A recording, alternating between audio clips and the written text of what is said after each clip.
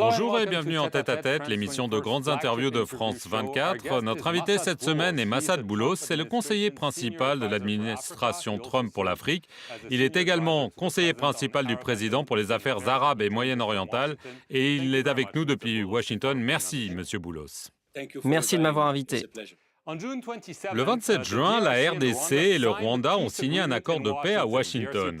Le président congolais Félix Tshisekedi a déclaré espérer que cela allait ouvrir une nouvelle ère de stabilité dans cette région déchirée par la guerre.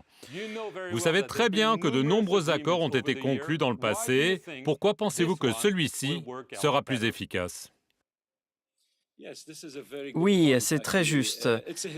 C'est un accord historique. Comme nous le savons tous, c'est un conflit qui dure depuis plus de 30 ans et les gens ont souffert. Plus de 6 millions de personnes ont péri. Il y a eu des millions de déplacés et de réfugiés, probablement 8 millions de déplacés et des centaines de milliers de réfugiés. Donc d'un point de vue humanitaire, évidemment, ça a été une véritable catastrophe. Les gens souffrent depuis longtemps. Il est donc temps d'en finir avec ce conflit. Il est temps pour le peuple du Congo et les populations de la région des Grands Lacs, plus globalement, de prospérer. C'est un droit de prospérer pour eux et ils le méritent. En ce qui concerne les accords précédents, oui, il y a pu y avoir des accords précédents sur certains aspects du conflit, mais il n'y a jamais eu d'accord global comme celui-ci. Et ces accords qui ont été faits par le passé ont été signés, disons, par des gens avec différents niveaux d'autorité. Certains accords au niveau des renseignements et ainsi de suite. Mais il n'y a jamais eu d'accord global comme celui que nous avons aujourd'hui, qui a été signé par les deux pays et qui est entré en vigueur la semaine dernière, le 27 juin. Il y aura une cérémonie de signature à la Maison-Blanche à laquelle le président Trump sera présent. Les deux présidents Tshisekedi et Kagame signeront au nom de leurs deux pays. C'est un accord large et beaucoup plus global. Il prend en compte un élément économique très important. Les deux parties sont d'accord pour établir un cadre d'intégration économique régionale qui est vraiment une nouveauté, la première fois qu'ils signent un tel accord. Et cet accord de paix prévoit également un mécanisme de mise en œuvre. Ce qui est également nouveau, avec beaucoup d'autres détails, il y aura certains qui seront de nature bilatérale entre les deux pays et d'autres bilatérales avec les États-Unis. Donc il y a beaucoup d'approches supplémentaires à cet accord qui n'étaient pas présentes par le passé. Enfin, je dirais qu'il y a le facteur américain, c'est-à-dire que nous avons aidé à ce que cet accord se fasse. Nous avons joué un rôle de médiateur et nous croyons fermement que ce sera un accord à long terme, comme le président Trump l'a dit vendredi. Il s'attend à ce que les deux parties mettent en œuvre l'accord. Bien sûr, l'accord en lui-même est très important, mais la mise en œuvre, la phase de mise en œuvre est beaucoup plus importante. Et nous allons travailler de façon très étroite avec les deux parties. Je voudrais également ajouter que cet effort, cette initiative est complémentaire avec des initiatives déjà existantes, qu'elles soient régionales, telles que la Communauté d'Afrique de l'Est, ou la Communauté de développement d'Afrique australe, ou de nature continentale comme l'Union africaine, qui a joué un rôle très important. De plus, nous avons également le soutien du Qatar, qui a joué un rôle crucial en ce qui concerne les dialogues internes entre le gouvernement de la RDC et le groupe armé M23. Et c'est aussi un autre angle qui fait partie de cet accord de paix et qui n'était pas présent par le passé. Donc il y a plusieurs aspects qui diffèrent et qui sont complémentaires par rapport à ce qui s'est fait dans le passé. Monsieur Boulos, vous l'avez dit vous-même, c'est la mise en œuvre qui est essentielle. Nous observons déjà deux interprétations divergentes. Il y a en effet deux éléments clés sur le plan sécuritaire. La neutralisation des forces démocratiques de libération du Rwanda, la milice FDLR, par l'armée de la RDC, et d'autre part le retrait des troupes rwandaises de la RDC. Mais les Rwandais disent déjà, d'abord il faut neutraliser les FDLR, puis nous nous retirerons. Et la RDC dit non, non, non, non, cela doit être fait en même temps. Quel est le point de vue des Américains sur cet élément clé? Faut-il faire l'un après l'autre ou les deux ensemble? Oui, absolument. Et ça a été la principale pierre d'achoppement par le passé, y compris les différentes initiatives qui ont été faites par le passé. Ces choses-là doivent aller de pair. Les deux parties se sont mis d'accord pour établir un mécanisme de sécurité commun.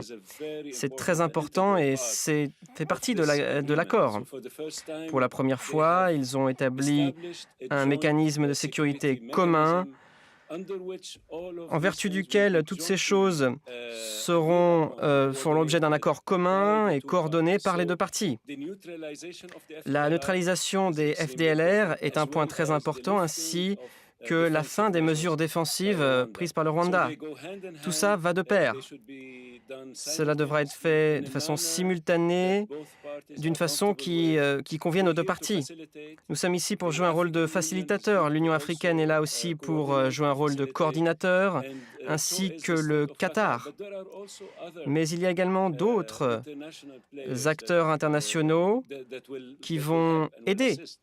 Nous savons maintenant que la France va organiser une conférence à Paris en septembre pour parler de l'aspect humanitaire et également d'autres aspects probablement, y compris des aspects économiques.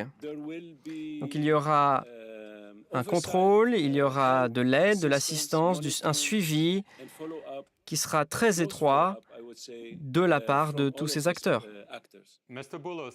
Monsieur Boulos, sur la question spécifique du groupe rebelle du M23, le dernier rapport des experts de l'ONU dit clairement qu'il est soutenu et dirigé par le Rwanda. Or, ce sujet du M23 n'est pas abordé dans cet accord de paix. Il doit l'être dans le cadre de la médiation menée par le Qatar. Vous avez rencontré les dirigeants de la région. Est-ce que vous avez obtenu un engagement clair du président Paul Kagame qu'il allait contenir le M23 qui occupe l'est du Congo depuis plusieurs mois? Oui, le président Kagame a exprimé son engagement total envers cet accord de paix. Il a exprimé son soutien plein et entier pour parvenir à une fin pacifique à ce conflit. Spécifiquement sur le M23? Oui, spécifiquement sur la question du M23 et sur les négociations qui se déroulent à Doha. Comme vous le savez, les pourparlers de Doha se déroulent maintenant depuis plusieurs semaines. En ce moment même, ils sont prêts pour commencer un nouveau cycle de négociations. Et nous espérons que ce cycle-là ait une fin qui soit positive et que ce soit le dernier cycle des négociations. Les deux parties, c'est-à-dire le M23 et le gouvernement de la RDC, se sont mis d'accord déjà pour une version finale d'un accord qui, nous l'espérons, sera fin prêt durant cette réunion à venir qui se déroulera probablement cette semaine. Et cette fois-ci, ce sera les pays seront représentés par des officiels avec plus d'importance de la part des deux parties. Nous allons participer. Nous avons également participé aux sessions précédentes. Nous allons également participer à celle-ci. Nous avons le soutien plein et entier du Rwanda et du président Kagame pour nous assurer que ce soit un succès. Qu'en est-il de l'accord minier entre les États-Unis et la RDC et le Rwanda? Beaucoup en RDC craignent que les États-Unis vont obtenir des avantages indus, qu'ils vont piller les biens du sol congolais. Alors, cet accord n'a pas été encore signé. Est-ce qu'il va être signé? Est-ce qu'il sera secret? Est-ce que vous pouvez nous dire si les États-Unis vont en effet mettre la main sur les richesses congolaises? Je ne dirais pas les choses de cette manière. Je dirais que les entreprises américaines vont investir en RDC et comme nous le savons, les entreprises américaines sont des entreprises qui se comportent très bien. Elles sont là sur le long terme, ce sont des investissements à long terme. Ces entreprises vont respecter les lois des pays qui les accueillent, les réglementations, y compris tout ce qui concerne les lois sur le travail des enfants et la protection de l'environnement, les impositions et toutes les autres règles et régulations. N'oublions pas que les entreprises américaines doivent respecter les lois américaines, les réglementations américaines en ce qui concerne la corruption, la taxation, le travail des enfants, l'environnement et ainsi de suite. Ces pourparlers sont encore en cours. Il y a des négociations entre les deux gouvernements, mais également entre la RDC et d'autres membres du secteur privé. Les entreprises américaines et d'autres entreprises provenant de pays alliés, au moment où nous parlons, sont en train de négocier avec la RDC et avec le Rwanda. Il y a un certain nombre d'entreprises américaines qui sont intéressées par un investissement au Rwanda et c'est là où ce cadre d'intégration économique régionale devient utile. En vertu de ce cadre, certaines entreprises vont investir aussi bien à l'est du Congo qu'au Rwanda. Il y aura des investissements considérables en ce qui concerne en amont et en aval.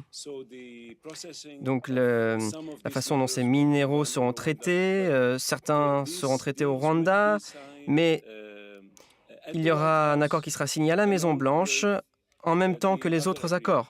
Il n'y aura rien de privé ou de secret, de quelque manière que ce soit. Ce sera annoncé très prochainement, mais dès qu'ils seront signés, eh bien, ils seront rendus publics. Il y a deux aspects, l'extraction minière et les infrastructures. Massad Boulos, merci d'avoir été avec nous depuis Washington et merci à vous d'avoir regardé cette émission sur nos antennes.